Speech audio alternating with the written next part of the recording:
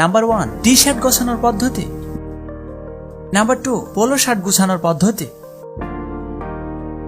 Number 3 half shirt গোছানোর পদ্ধতি।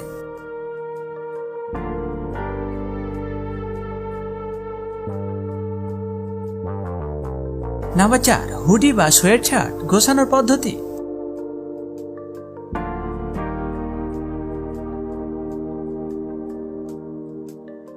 Number 5 লম্বা পোশাক বা ড্রেস গোছানোর পদ্ধতি।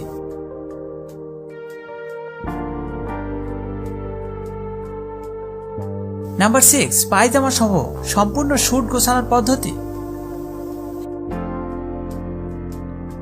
নাম্বার 7 কোট বা বড় জামা গোছানোর পদ্ধতি।